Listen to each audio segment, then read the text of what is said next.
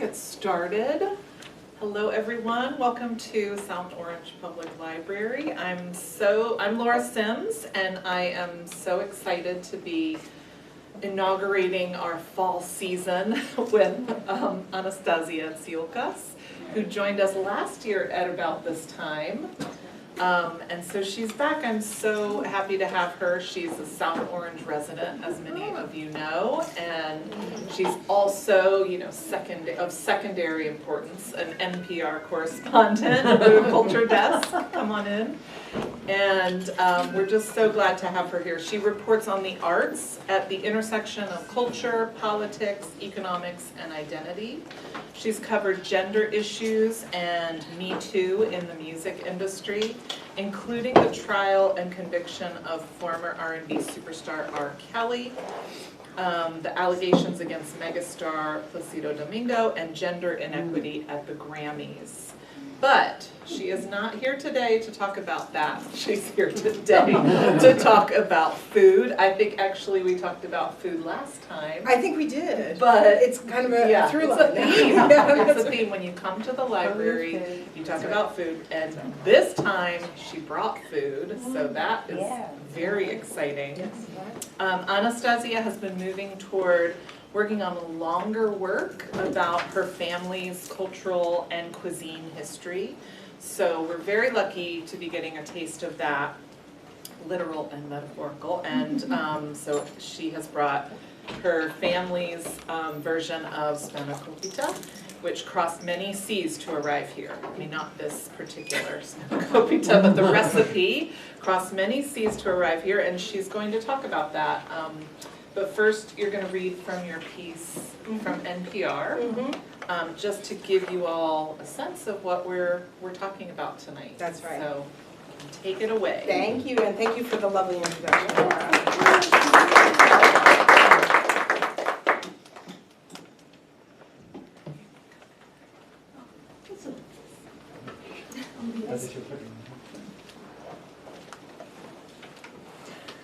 My father gave me strict instructions. Your single-minded goal must be to coddle paper-thin, nearly transparent phyllo dough.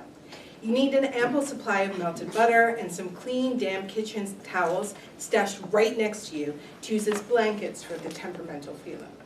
Have your filling already prepared and make sure that you have wrung all the water out of the spinach with yet another towel, or two, or three.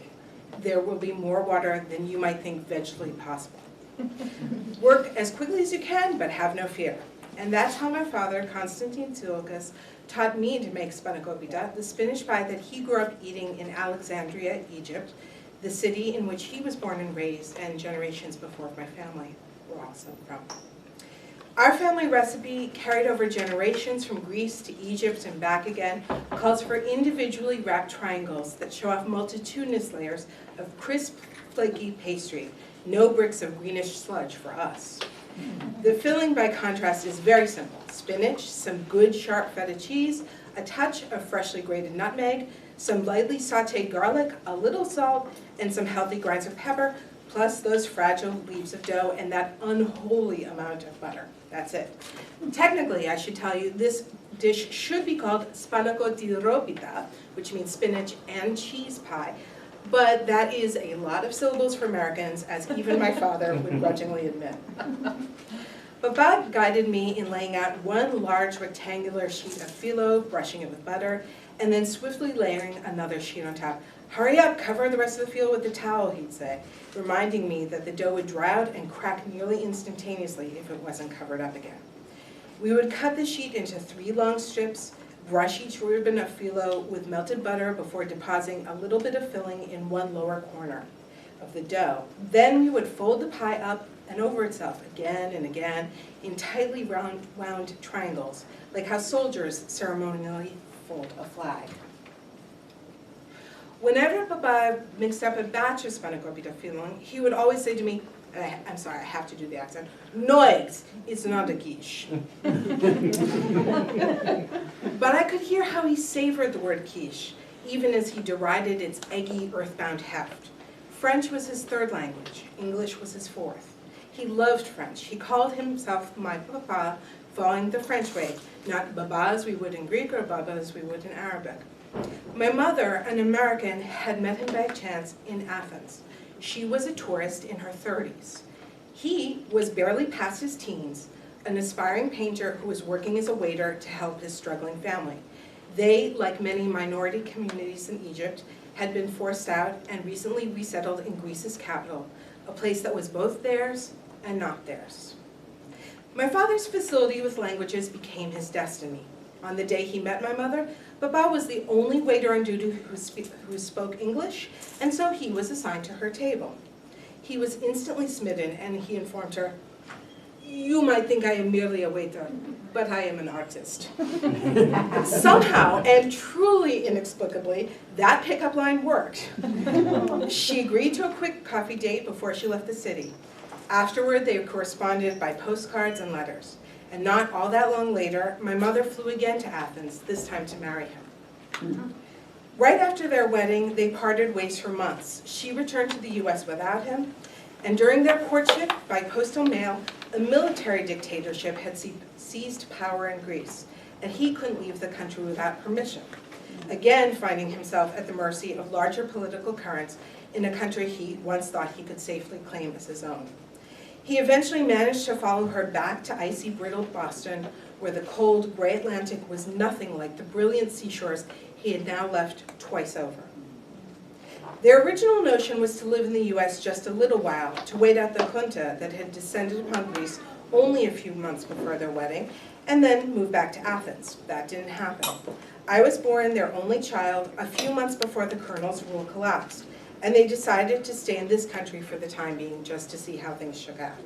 It was a temporary decision that wound up lasting for the rest of his life. Baba never cottoned on to most Greek Americans, the community with which he theoretically had much in common. They just weren't Egyptiotes like him, cosmopolitan, fluent, well-read in several languages, regal, and truthfully more than a little snobbish. "These are the people of goats and villages," he would say dismissively. He was an expatriate who ached to go back to a home that no longer existed. He tried to hide his loneliness. While he waited for the paint on his canvases to dry, he went for long walks by himself along the rocky, monochromatic coastline, so different from the Mediterranean blues of Alexandria's Corniche. "Debirazi," he'd say, "it doesn't matter." Baba died of a heart attack in his sleep right after I turned 14. He was just 41. My mother, who had always struggled with her mental health, came apart altogether after his death and largely retreated into her own world. After Baba's death, I had very little to remember him by, but I did have some of his recipes in my memory and in my fingers. Years later, when I got married, I gave our spanakopita recipe to the caterers so it could be served as part of our wedding meal.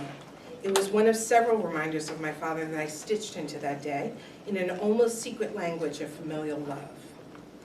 I did omit the garlic when we gave the caterers our recipe, thinking the wedding guests would probably prefer not to sweat out any stickiness or sting on what was forecast to be a hot and muggy June night.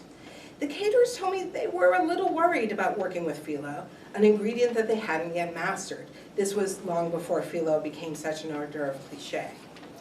"No problem," I told them. "You just need a little confidence, a couple of tricks, and some extra butter on hand just in case. Butter will help cover up a multitude of sins." I taught them how to baby the dough. I carefully wrote out detailed instructions on how to fold each little spinach and cheese packet into a precise triangle, ideally sized for passing around. Individual pitas that when baked would turn flaky, bronzed, and shatteringly crisp, thanks to those generous lashings of melted butter. On our wedding day, the spanakopita turned out beautifully, though I missed the garlic. I overheard guests praising the dish to the caterers. And then, several months later, I saw what seemed to be our spanakopita recipe published in Gourmet magazine. Every element was there, just in the proportions I passed along. Phyllo, butter, spinach, feta, a hint of nutmeg, salt, pepper, no garlic. Really much too much butter, but you'd have plenty extra just in case you encountered a phyllo emergency. And there were my exact instructions on how to fold up the spanakopita into a beautiful little parcel, wrapped up neatly just like a flag. Baba's recipe was now out in the world, but ruptured from its roots, just like I was and just like my father had been. You can still find that spanakopita recipe online, and on NPR there's a link to the recipe, accompanied by a gorgeously shot and completely tantalizing photo of those bronzed flaky triangles, one cut open to reveal the savory spinach and cheese filling cached within. Who knows what happened? Maybe someone gave it or sold it to the magazine. Maybe someone on the caterer's team also worked there. Maybe someone made it for a friend or for a party, and the recipe wound its way to someone else in the way that beloved recipes often do. I'll never know. Online, the recipe has earned lots of rave reviews, though many cooks have written that they have added eggs or lemon juice or dill or parsley or onions or any number of other ingredients that are delicious and are culturally appropriate, but cloud the purity and lightness of this particular elemental spanakopita that is most emphatically not a quiche. Others mention that they have added all sorts of heresies like managimu, cheddar cheese, or raisins. Raisins! Baba would often sputter at me back when Americans were just discovering Mediterranean foods. What is it with these foreigners and putting raisins into every dish to make it exotic? He liked to mix multiple languages within a single sentence, fully expecting me to follow along like a proper Alexandrian. When he proffered opinions about such foreigners to me, his American-born daughter, sometimes he would use Greek. He'd say franki. Sometimes instead he would say ifrong, Arabic, and almost the same word, literally Franks, and I mean Crusaders Franks, whose innate Westernness rendered them a complete mystery. In either language, he could have used a far more prosaic and general word for foreigner, but he adored the medieval overtones and high drama of his word choice, repitching an ancient East-West battle in our squat little kitchen. And for him, Greek and Arabic were fraternal twin tongues. The one was a playmate he'd had to leave behind at the abrupt end of his own childhood. Debirazi, doesn't matter. His Alexandria vanished decades ago, and my dad has been gone for a long time now too, much longer than I knew him alive. The recipe that I received as a rare and precious inheritance is just one more among millions online. Anyone who chances across it can't hear Papa complaining about the Franks and their raisins, nor would such a cook necessarily care. People will do whatever they want. My one wish is that people who try the recipe enjoy the process of brushing that butter onto the dough, of folding the feel up and over itself again and again. I hope when they bite into a piece, they savor those shatteringly crisp layers of phyllo and the simple interplay of spinach and feta. Baba's spanakopita will never mean the same thing to them as it does to me, but it will still be delicious.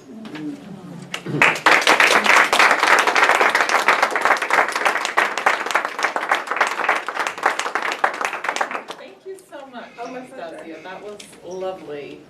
Beautiful.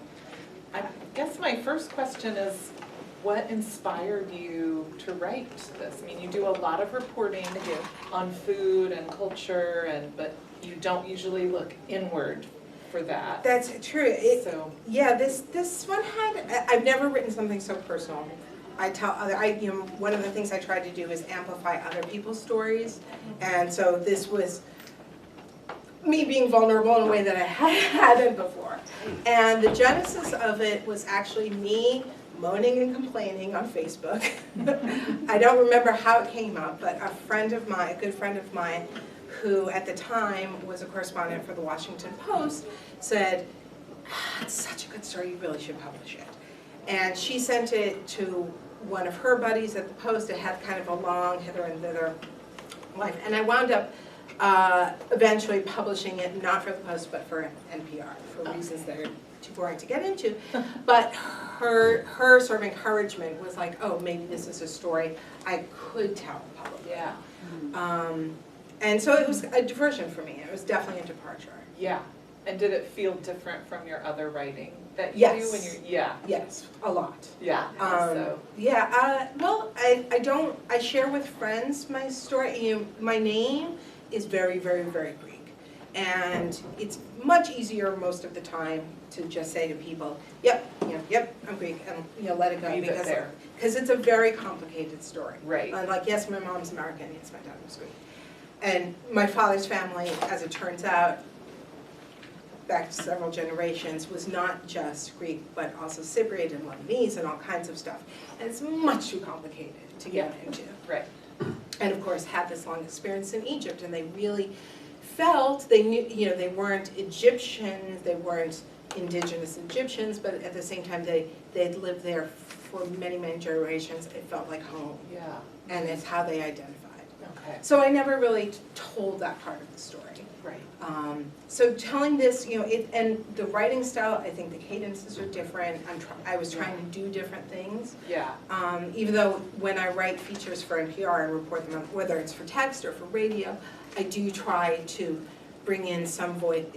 I want to bring in people's voices. I want our listeners, our readers, to feel these people's stories. And incidentally, I also am a contributor as a critic at the New York Times, and even for the work I do there, which is mostly reviews, I still try to sort of weave in something that feels human. I try. I don't know if I always succeed, but it's definitely something I try. Which is very useful in writing, autobiography. Yeah. And you have your dad in there. Yeah. Very strongly he comes across.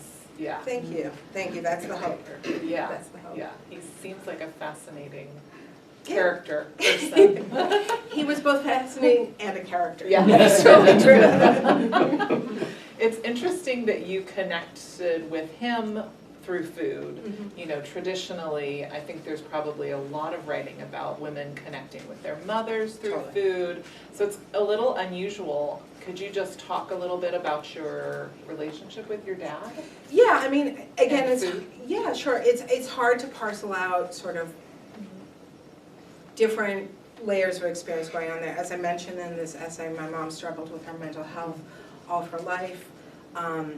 She wasn't really maternal, so she couldn't be maternal in a lot of ways. And as it turned out, my dad was a professional visual artist. He worked, the bulk of his work was working as an iconographer, making icons for Orthodox Christian churches. So he lived by that. He was not but he was not a religious dude. Right. So it's but like I mean, it also was his complicated. trade. It was his trade. Okay. And he also painted for himself and sculpted for himself on the side. But because of all that, he was functionally the stay-at-home parent. In the 80s, that was not a thing. Right. So I was sort of like very, very different from all the kids I was growing up with on all kinds of levels, And so my dad, being the one who was at home, he was generally the one cooking. He was the one I spent my afternoons with. And even though I didn't have him for all that long, we had an extremely close bond. Yeah. And have your kids followed in your footsteps in terms of has that carried down the interest in cooking? You have to ask them. Both my kids are here, as it happens. They're both very good at cooking. One has had more time to develop her skills than the other. But I think this is true sort of in microcosms and in macrocosm. Food is how we talk to each other a lot of the time. Food is how love is expressed, and we talk about food being a love language, I don't relate for lots of reasons to my big fat Greek wedding, but the bountiful food is a thing. And there are lots, and it's funny when I've talked to people about that franchise of films, they're like, oh, I totally related to all the food being pushed at you all the time. And so right, that's the thing. And I think that, I'm very lucky to have a spouse who's also who's a very, very excellent cook. And I think my kids enjoy being in the kitchen, and I'm sure that this is part of how they've learned about our family history, is in the kitchen. Yeah. And are you interested in exploring this story further? And what parts of the story would you expand, I guess? So in terms of this project I'm working on, it's really, I feel pretty strongly that, I can tell my own story, I can tell my parents' story as much as I understand it, and then the generations of how I learned it. And I think there's plenty of things, and again, like our community in Alexandria is not very well known. It's very small. Barely anyone, like Alexandria up until the 1950s and 60s was a hugely Jewish city. There was enormous population of Italians. Italian was my father's 5th language. Greeks, like half the city was Greek, up until the 50s, nearly half. Brits, it's a port city, so there's all kinds of people coming and going. So I'd love for more people to know about that because it's a hidden history. There are some writers who have sort of touched on. Andre Assman is a wonderful writer who, and it is hilarious. I went to a reading years ago, and I said, "Oh, my friend Emily's from Alexandria too." He said, "What's your name?" I said, "Anastasia," and he started speaking to me in fluent Greek because of course he did. His family is Jewish of Italian extraction, if I'm remembering correctly. But like, it was a thing that he just knew, and I was like, of course you speak. And of course you can just have a conversation with me decades after the last time you spoke Greek. Right. So that's something I very much want to explore. And the other part is, I feel really strongly that my kids have their own stories to tell, and it will be their stories to tell when it's time for them. So and give them their space. You mean in the project that you're In the project I'm doing. Okay. Sorry, not Okay, no. within that project. Sorry, I misunderstood you. No, not within, but I figure that when the time comes, if it's something they want to explore creatively, artistically, that's their story, but I want to keep it to like the generations above me and my generation. Yeah. And have you visited Alexandria recently? No, Plan to? I am actually hoping to go later this fall. Okay. Still TBD.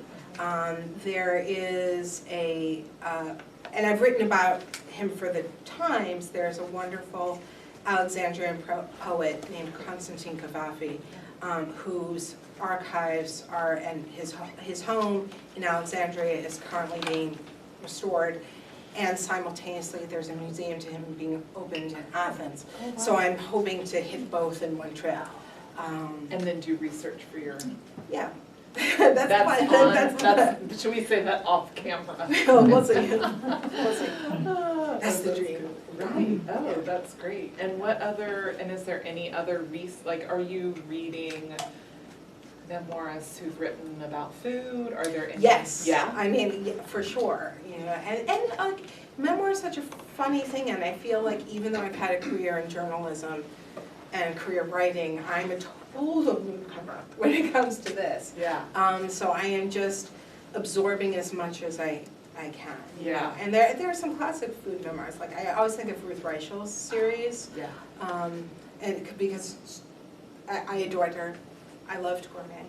The reason I found that recipe in Gourmet is because I was an avid subscriber already. Is it too late to sue them for taking your So it's famous hilarious. recipe? So we're not getting into the weeds of copyright here, but recipes aren't really, it's funny. You change a little bit of quantity or something. Right, and it's safe. And it's safe, yeah. Right. Or you change the instructions, you change an order, whatever. Yeah. No, but I did, when I went to NPR, I think I can say this in public, like I went to our legal department and they're like, you did that, right? I'm like, yes, and I have the hard copy somewhere. And they're like, yeah, you're good. Oh, that's good. Yeah. And are there any other, just to go back to the food writers, are there any other, like MFK Fisher? MFK Fisher, of course, Gosh, of course. her. Like, Yeah. how can you not think about MFK Fisher? But there's just memoir. I've been looking at much more contemporaneous to me memoirs that are not about food too. Yeah. Like for example, and I'm sorry to say I cannot think of the name. Stephanie Fu, who was a producer. I don't know her at all, but was a producer on This American Life for a long time. So kind of my colleague from distance has a wonderful memoir that was written in the last couple of years that deals a lot with sort of intergenerational trauma, which is excellent. And I'm sorry to say I can't think of the name. Okay, yeah. I've heard that name, but I'm blanking also.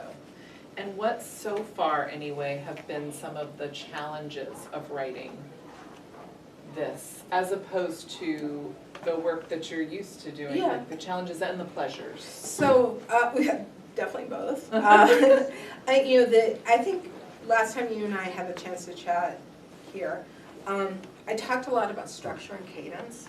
And one of the things that's happened to me, how my own work has evolved over the years, is that when you're working for radio, when you're thinking primarily of an audience who's going to absorb your work, or podcast, absorb your work, I think of things anyway, is very structure, the structure is subject, verb, object.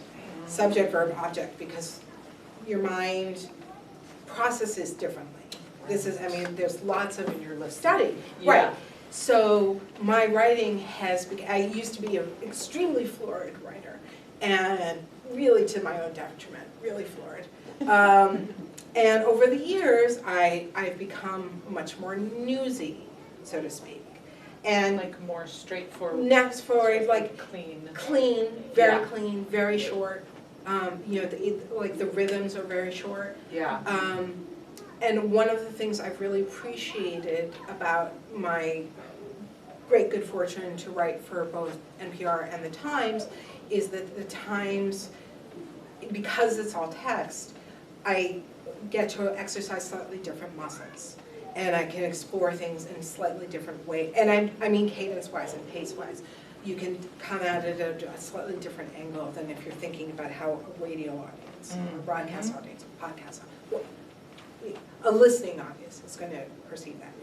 And one of the pleasures of the memoir work is being able to explore these things again in kind of a different way, with different cadence. And again, like I can do callbacks. I can bring up raisins, 2 pages later, in a way that the audience is going to stick with me, Right. in a way that they might not necessarily if they're just listening. Right. Flipping through a radio or half listening while they're, doing the dishes or whatever. Right. Yeah. That's great. Yeah. And what is your writing practice? Like in general, what's your schedule? When do you? Are you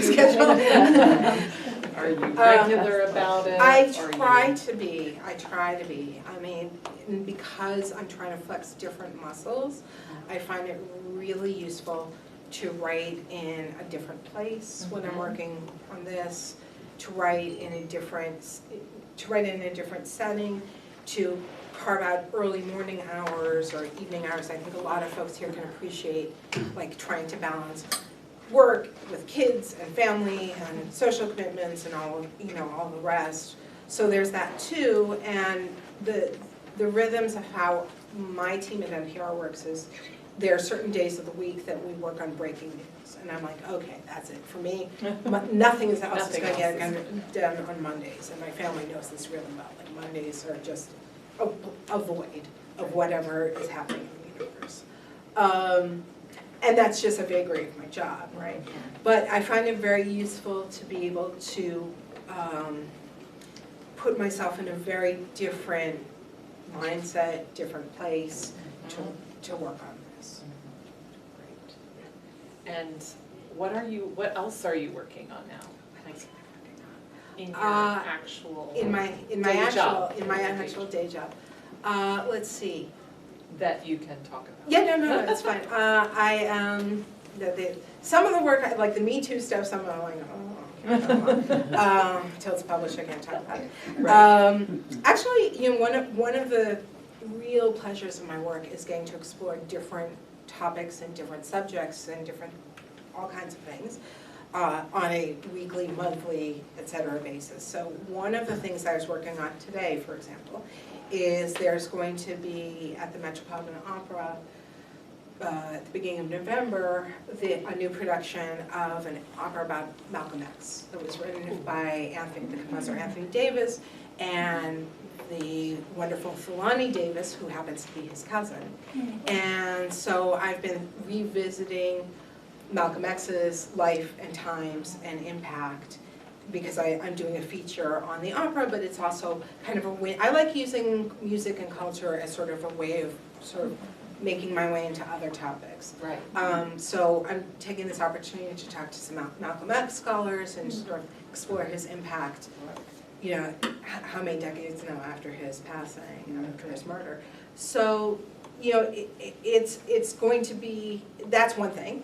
Right. Let's see, the other thing is I'm scheduled to do for the Times a review of the violinist Joshua Bell, who has commissioned 5 contemporary composers to write new works for him that he's going to be giving the New York premiere in a couple of weeks, so I'll be reviewing that. So, I mean, what I love about my job is, it's sort of, you know, I'm sort of like a squirrel, like, oh look, something shiny over there. and my work flow gets to sort of indulge those in the best possible way, that worst possible element of my personality. Because I get to hyper-focus on one thing for a few weeks and then move on, and then jump away at least for a while, yeah. That's great. Yeah. This is a completely out of the, I don't know, out of the way question, but Sure. what did you think of Tar? Oh my God, I thought you were going to say, what do you think about the last installment of My Big Fat Greek Wedding? Because I had feelings about that too, Oh, which really? I just shared Okay. on an NPR podcast a couple of days ago. Tar was interesting to me as someone sort of submerged in classical music, because there are all kinds, and I'm sorry, I feel very strange saying this because one of my colleagues, one of my classical music radio colleagues is in the audience too, and I want to hear what she thinks too. It was weird because there were all sorts of very specific references that no one was going to get. There was a whole sub-story about a conductor whom I don't feel comfortable mentioning, who essentially bought his way into specializing in one symphony, conducting. He made his entire recording career and performance career out of conducting just smaller second symphony. And he gave big donations to lots of major orchestras, and you know, somehow was invited back. And there was a whole sort of subcurrent in Tar about him. I'm like, that's a very weird dude to go after. And he's, you know, and he's deceased now, and like, what? Like, it was a very strange, I mean, I can't imagine that would have appealed to more than a couple thousand people worldwide. But all right, let me get off the weeds and say, I thought it was a very interesting look into a world that most people don't have the chance to experience anywhere near the outside, you know. To experience it, to look into the interior life of a musician, however troubled that person may be, was pretty fascinating. Yeah. I know that one female conductor in particular, and I can say it because she wrote about it publicly, Marin Alsop, who was like Tar, the main character. She was actually a protege of Leonard Bernstein, and she is a lesbian woman with children. And she thought, and she was very, very, very unhappy that it felt like certain elements of Tar were taken very directly from her life. And she's a wonderful musician, and in my own very limited experience, a very generous person, you know, when I've talked to her professionally and stuff. So, like, not Tar at all. Right. But, wow, yeah, it was such kind of an crazy. interesting perspective. Again, very niche perspective. Yeah, so that's fascinating. Yeah. I love the movie, so I've seen it twice. I think You loved it. I think it's a horror movie. It totally is. Yeah. You know, it's interesting you say that because I had a couple of colleagues who said, okay, horror movie, like psychological thriller. You know all about this. I do. If you haven't read Laura's book, by the way, you should. It's unbelievably creepy. You should absolutely read it. And then a couple of people were like, it's a comedy. It's a very dark comedy. And I was like, well, it could be all those. It could be. We can hold both of those things simultaneously in our minds, right? That's right. But yeah, it was both creepy and very dark comedy. Yes, dark comedy, Yeah. absolutely. Thank you for Sure. answering that. Sure, one. sure, sure. Do people have questions for Anastasia? I know you do. And if you're standing, please come, feel Please free take to some come. spanakopita. Take Okay, so I'm seats. going to tell you two things about, this is my family's spanakopita recipe. There is garlic in it. We're all friends here, right? So there's garlic in it. And then the other cookies, I mean, actually, you asked Laura earlier about my kids. So the other baked good that is on the table, and I'm sorry if you're lactose intolerant, these are not for you either, are kulurakia, which is a butter cookie, but you kind of flavor it a bunch of different ways. You can do orange, you can do brandy, you can do lemon, you can do all kinds of things. My daughter suggested that I do a version of kulurakia with a couple of spices that we usually use in Easter bread, which one is mastic, which is a resin that comes only from the island of Chios. It's quite common in Middle Eastern cooking. You don't find it in restaurants because it's a little pricey. And then the other ingredient, it's a little bit like, I try to explain this to people and they're like, that does not sound delicious, but I think it's delicious. It's a little bit like pine. It's a little bit like mint, and it gives bread this like lovely chewiness to it because it's very stretchy. And actually, chewing gum used to be made of mastic, but these are not chewy. They should be a little crumbly. And then the other ingredient is mahdeb, in Arabic, mahdebi in Greek, which is the pit of a certain kind of sour cherry. And we grind it up and use it as a spice, and it's a little bit nutty and delicious. And so anyway, so these are an orange. I put thank you, so I put orange in it too. Thank you for the orange zest. But it was her idea to throw in those spices, and she was right. Her instincts were excellent. So while we're asking questions, if you want to grab something, please do. Anybody? Yes, Anne? This was great. I love that. That's so much. And thank So you. beautiful. And the food is incredible. Thank you. Do you know or have hypotheses about the ways in which what does it mean to be Egyptian? What does it mean to be Greek from Egypt? What do you feel like? It's complicated. Can you parse that out and kind of articulate the Alexandrianness of it? You know, I've spent my whole life so far trying to parse that out. I don't know if I'm ever going to be successful. You know, this is my community, and I present as a white woman, and I am primarily a white woman, right? And the world perceives me as such, and I have all the privileges of such. And I grew up, you know, in a household where we used Arabic and ate the food, and you know, and had that cultural immersion. You know, my father, as I mentioned in the essay, didn't really get along with lots of Greek. I mean, he wasn't. You know, he didn't feel a kinship with them. And he was much closer to people in the area where he grew up who were Lebanese, Egyptian, Syrian, you know, Armenian. Like, he felt much more at home, I think, with them. And my mother's an American. You know, I'm a total mutt. You know, again, my name doesn't give it away, but I am. I think that there's a certain, and I've talked about this. So the other thing that wasn't in this essay is that my father was the only one of his immediate family, up to like third cousins, to come to the States. When my family left Egypt, half of them went to Greece, about half went to Greece, and the other half went to England. And so I talked to my UK cousins a lot about this too. You know, we've reconnected as adults, and it's a funny thing because they don't feel like we all feel like we each have one foot in multiple. If we had multiple feet, more than 2 feet, we'd be all standing in multiple cultures. And I think that's a richness. You know, they don't feel particularly aligned to UK Greeks either, who are not from Egypt. it's a funny thing. It's a funny thing. You know, I'm lucky for the richness of sort of having grown up saturated with this.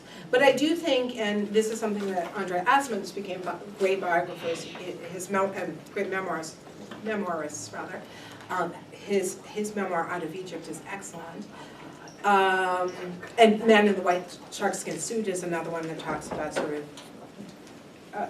another Jewish family's experience of roughly the same time or earlier.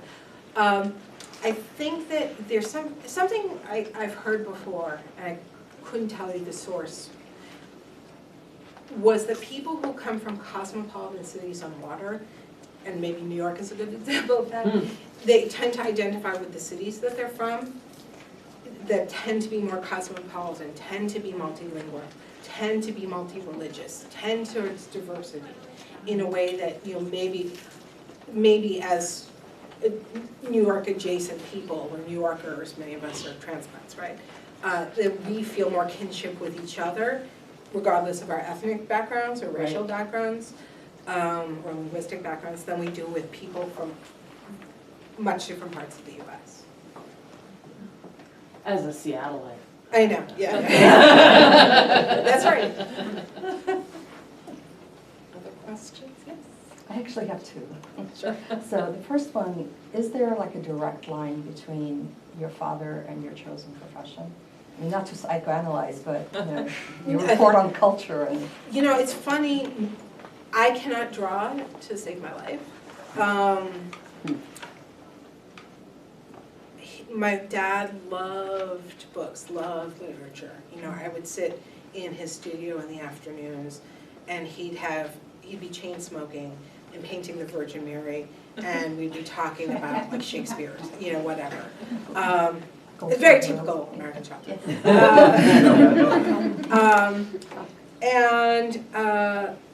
I don't think so. The funny thing is that my mother worked as a book editor, and when I was growing up, wrote little sort of community-centric features for the local newspaper. So the funny thing is, though, she and I have much less in common, I would say. I actually probably got more of that from her than I did from my father. So, and then the other question, which is not really directly related, but like if you were going to write about your father, are there still a lot of people that you can find, like your cousins, who would remember him? Well, I mean, that's the funny thing. So cousins, a couple of friends, but like years have passed, and you know, family relationships can often be fraught. Like at this point, my mother's passed away as well. So it's yes and no. It's sort of reconstructing memory, and because he left Egypt and then Greece so young and made most of his life here, there are fewer and fewer people who remember him. And a funny thing, this is not what you were asking, but the funny thing is, like, a lot of our, like, even people who are contemporaries of mine, like my peers growing up, have unfortunately passed away. So they're, like, through just bad circumstances. So there are fewer and fewer people who actually knew him. You know, and not I'm the only kid, right? So that's a difficulty in itself. I don't have any, you know, family here. But a lot of people who did know him have also died. So it's a funny thing, and that's actually one of the things that has sort of occupied me in this project, is how do I tell this story when I don't have so many sources. What about his art? Would you be able to trace? Yeah, I could. Like there from here to, literally, like not that far from here, to Little Rock, Arkansas, to, you know, random small monasteries that nobody knows exist in, you know, in the mountains of Pennsylvania. Like there are like his art, actually there's a one of his icons is in the Vatican. Like there, like it's possible, but like now that you ask me, the funny thing is that in Byzantine iconography, which is the kind of religious Orthodox iconography that he did, for his livelihood, there is a really deep regard for hewing to tradition, which, okay, Orthodox, like that, the name kind of implies it, but like, you know, proportions, like, you know, a torso has to be X times a head, you know, hands are elongated. Like there's supposed to be a homogeneous quality to them. So that's a way that I actually can't see his character in his art. I can see, usually I can walk in, if you gave me, I think I could still do this. If you had like a row of icons, I could be like, that's my dad's. And like, I just, you know, there's the materials he used, the paints he used, or you know, even the colors are dictated by tradition, right? But I think I would have that eye, but it's not a way that I can sort of explore his character the way you would with like a figurative painter or something like that, which is another funny thing. And now I'm getting really ruminative, but like it's a funny thing for me to explore, because you could say if you were writing about a parent who was a visual artist who, you know, I don't know, who did figurative art or non-figurative art, you could say, I see something of their character in it. And because of the nature of his discipline, I don't really have that access. It's a funny thing. But you said he also painted. Yeah, he did, but yeah, but you know, on the side. Like how much time do any of us have to do things on the side? Right. You know? Yeah. Do you leave any letters or journals? Very little. I have some. Not really. One of the things that happened as the result of my mother's illness is she destroyed letters and photos and things like that. So I don't have very much. Right. It's a good idea. Yeah, but I don't. Right. I don't have very much.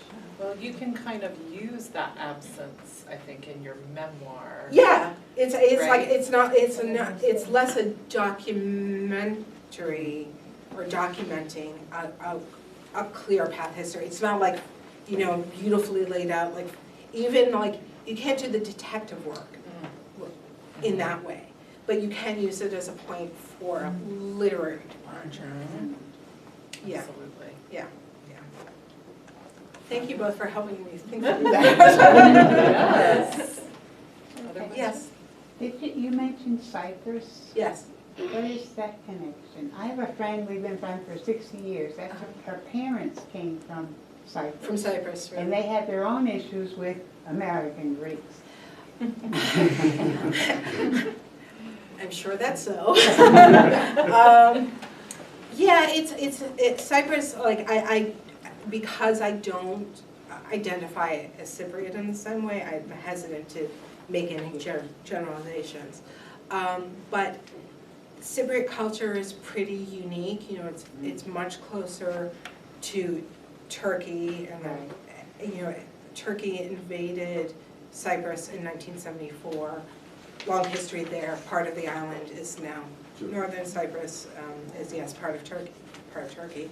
And again, like I don't want to jump into political waters, but their culture or Cypriot culture is unique and different and special. They have their own dialect of Greek. They have their own very proud and long history. And you know, if I could jump to a larger or kind of a more universal issue from your question, you know, one of the things that fascinates me is that you know, my knowledge of what it is to be whatever it is I am, you know, Greek, Alexandrian Greek, what Egypt, like however you choose, and I'm never sure what to call myself as. Immigrant communities, in my experience, and I'm certainly talking about my own, tend to be calcified and crystallized at the moment they came here. You know, political attitudes towards gender, attitude towards identity, all these things tend to absolutely remain in that place. And a lot, making a generalization, many Greek Americans, families came here in the 1890s, 1920s, 1940s, 1950s, and each of those generations kind of carried their own wounds. You know, the people who left in the 50s were escaping a really brutal civil war in Greece, which was hyper political, it's the worst tend to be, but between people who supported a monarchy and people who supported other identities, other ways of being politically, and again, I'm trying really hard not to go into the weeds politically, but it wound up being a proxy war within the Cold War. So there were there was a lot of stuff going on with the Soviet, and a lot of the people who came here were kind of fervently anti-communist, and carried their political convictions here, and as Americans were fiercely anti-communist. So, and I feel like that from my own experiences, like those people tend to be very conservative politically, very, very just different, than what my family's experience was, or beliefs were. Yeah. I think we have time for one more question. Yes. How did you get into your journalism career? So I was really, I kind of stumbled into it. The short version is that a really cute guy in my French class as an undergraduate worked at the college radio station. And I was like, oh, that sounds like fun.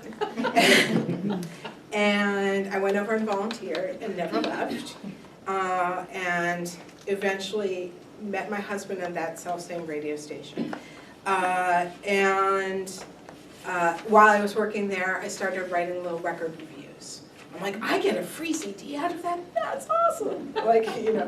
And so, and I started freelancing, and before I came to NPR, I was a columnist at Billboard. I did a lot of freelance work for a bunch of magazines like Oprah and Travel and Leisure, and all kinds of general interest magazines, as well as like serious music nerd publications. And I started around then too. I started freelancing for a bunch of public radio programs, including WNYC in the city, and yeah, I kind of grew from there.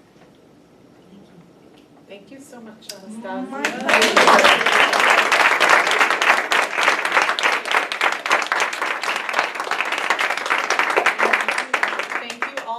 For coming. Our next program for Special Conversations is Thursday, September 28th, and that is with John Michaud, who is the author of Last Call at Coogan's, which is this wonderful nonfiction book about the life and death of a bar in Washington Heights in the city. It's a fascinating book, and so he'll be giving a talk, or we'll be talking about it in 2 weeks. So please join us, and there are flyers out about it, about that program and our other programs. And if you would like to be on the Special Conversations mailing list, email list, there's a sign-up sheet over there too, if you aren't already. And I don't spam you, I just write once a month, tell you the programs. You're not trying to sell us things? No, don't try to sell you anything. All right, so. Yeah, and enjoy the rest of the food and the drink. I just have to clear the room at about 7:15. Okay. So enjoy it. You don't have to go home, but you can't stay here. Exactly. Yep. Thank you so much, Shelly. That was so much fun.